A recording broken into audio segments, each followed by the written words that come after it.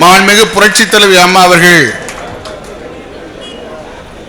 2010 ஆட்சி அமைப்பதற்கு முன்பாக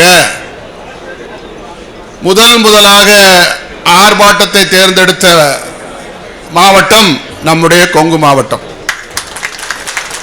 அதனுடைய அடிப்படையில்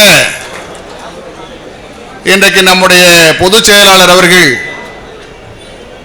மிகுந்த நம்பிக்கையோடு கோவை மாவட்டத்தில் இருக்கிற கழகத்தினுடைய முன்னோடிகள் பொதுமக்களின் மீது நம்பிக்கை வைத்து முதலாக அந்த சுற்றுப்பயணத்தை கோவையிலே தொடங்குகிறார். ஏனென்று கேட்டால் இயக்கத்துக்கு ஒரு மிகப்பெரிய சோதனை வந்தது. அந்த சோதனையை இருந்து காப்பாற்றிய பெருமைக்குரியவர் நம்முடைய முன்னாள் அமைச்சர் அன்பிற்குரிய சகோதரர் SP வேலுமணி அவர்கள். ஆகவே இதையெல்லாம் மனதிலே வைத்து அவர் மீது நம்பிக்கை வைத்து நம்முடைய மாவட்டத்தில் இருக்கிற கழகத்தினுடைய முன்னோடிகள் மீது ஒன்றிய நகர பேரூராட்சி மாவட்ட கழகத்தினுடைய செயலாளர்கள் அனைவர் மீது நம்பிக்கை வைத்து கழகத்தினுடைய உடன்பிடிப்புகள் மீது நம்பிக்கை வைத்து முதல்ல கோவைக்கு வருகிறார். ஆகவே இந்த நிகழ்ச்சி மிக எழுச்சியாக இருக்க வேண்டும், மிக பிரம்மாண்டமாக இருக்க வேண்டும், ஆர்ப்பரிக்கிற கூட்டமாக இருக்க வேண்டும். அனைவரும் அலைகடலாக திரண்டு வந்த அந்த நிகழ்ச்சியை சிறப்பாக வெற்றியடைய செய்ய வேண்டும் என்று கேட்டுக்கொள்வதற்காக நம்முடைய மாண்புமிகு முன்னாள் அமைச்சர் அவர்கள் இந்த கூட்டத்தை ஏற்பாடு செய்திருக்கிறார்கள். ஆகவே நான் நெடிய நேரம் உங்களிடத்தில் பேச விரும்பவில்லை. எல்லாருடைய எதிர்பார்ப்பும் இந்த சுற்றுப்பயணம் 100% முழுமையாக வெற்றியடைய வேண்டும்.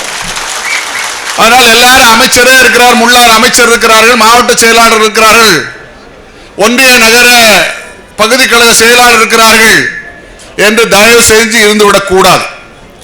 எல்லாருக்கும் பொறுப்பு இருக்கிறது, எல்லாருக்கும் வருங்காலம் இருக்கிறது என்ற நம்பிக்கை உணர்வோடு இன்றைக்கு ஆளுகிற திராவிட முன்னேற்ற கழகத்தினுடைய விடிய ஆட்சியை வீட்டுக்கு அனுப்புற பொறுப்பு நமக்கு அனைவரும் இருக்கிறது என்ற உணர்வோடு நாம் செய்ய வேண்டும். இன்றைக்கு மு.க. ஸ்டாலின் அவர்கள் மேடைதோறும் பேசுகிறார். பொதுக்கூட்டத்திலே மட்டும் பேசுவதில்லை, சட்டமன்றத்திலும் பேசுகிறார். 200 தொகுதிகளில் வெல்லுவோம், 2026 மீண்டும் ஆட்சி அமைப்போம் என்று சொல்லுகிறார். அதோடு நில்லாமல் கொஞ்சம் ஆணவத்தோடு சொல்லுகிறேன், நீங்கள் ஆணவத்தோடு சொல்வதாக எடுத்துக்கொண்டாலும் பரவாயில்லை, 2026 200 இடங்களுக்கு மேல் திராவிட முன்னேற்ற கழகம் வெற்றி பெறும் என்று சொல்லுகிறார். அதற்கு அடுத்தபடியாக அவருடைய தங்கை கனிமொழியும் சொல்லுகிறார். நானும் கொஞ்சம் ஆழமாக சொல்லுகிறேன், 2026 மீண்டும் திராவிட முன்னேற்ற கழகம் ஆட்சி அமைக்கும், தளபதி ஆட்சி அமைப்பார் என்று சொல்லுகிறார். ஆகவே நமக்கு கொஞ்சம் மான ரோசம் வேண்டாமா? அதை விட்டு விடலாமா? அதை தடுக்கிற சக்தி நம்மிடத்தில் இல்லையா? இருக்கிறது.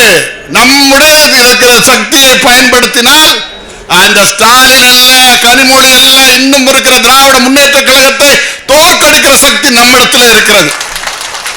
தயவு செஞ்சு நான் கேட்டுக்கொள்கிறேன், கூட்டணியை பற்றி தலைவர்கள் பார்த்துக் கொள்வார்கள். நாம் செய்ய வேண்டிய பொறுப்பு, நமக்கு கொடுக்கிற பொறுப்பை சரியாக செம்மையாக நாம் செய்வோமே ஆனால், நான் சொல்வது 100க்கு 100 உண்மை, கண்டிப்பாக நம்மை வெல்வதற்கு இந்த உலகத்தில் யாரும் இல்லை.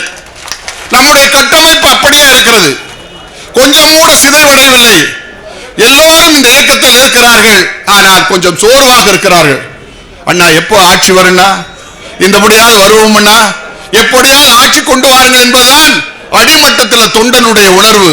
ஆகவே அந்த அடிமட்டத்தினுடைய தொண்டனுடைய உணர்வை, எந்த விதமான பிரதிபலம் எதிர்பார்க்காமல் இருக்க அந்த உண்மை தொண்டனுடைய உணர்வை நாம் செயல்படுத்த வேண்டாமா? அந்த பொறுப்பு நமக்கு எல்லோரும் இருக்கிறது. ஆகவே நம்முடைய கழகத்தினுடைய பொதுச் செயலாளருடைய நிகழ்ச்சியை வெற்றிகரமாக செய்ய வேண்டும்.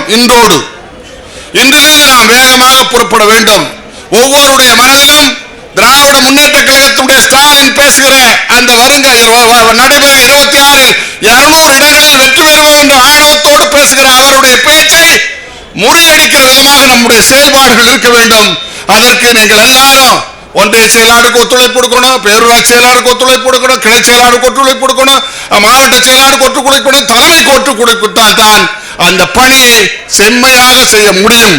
ஆகவே முடியும் என்ற நம்பிக்கையோடு, முடியும் என்ற தன்னம்பிக்கையோடு நம்முடைய பணியை தொடங்குவோமே ஆனால் கண்டிப்பாக அந்த பயணம் வெற்றிகரமான பயணமாக அமையும்.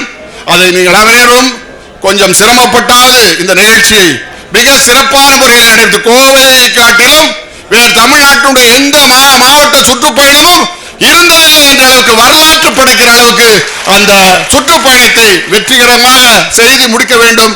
முடிப்பதற்கு நீங்கள் அனைவரும் உறுதுணையாக இருக்க வேண்டும் என்பதை மட்டும் கேட்டுக்கொண்டு இந்த நிகழ்ச்சியில உங்களை எல்லாம் சந்தித்து உரையாற்றுகிற அந்த நல்ல வாய்ப்பை தந்திருக்கிற மாவட்ட கழகங்களுக்கு என்னுடைய நெஞ்சார்ந்த நன்றி உரித்தாக்கி வாய்ப்புக்கு நன்றி கூறி, வாழ்க டாக்டர் புரட்சித் தலைவர் எம்ஜிஆர், வாழ்க டாக்டர் புரட்சித் தலைவர் அம்மா, வெல்க அண்ணன் 2026 அண்ணன் எடப்பாடியார் தான் இந்த தமிழ்நாட்டுடைய முதலமைச்சர் என்பதை வென்று காட்டக்கூடிய சக்தியாக நீங்கள் இருக்க வேண்டும் என்று கேட்டு வாய்ப்புக்கு நன்றி கூறி விடைபெறுகிறேன். நன்றி, வணக்கம்.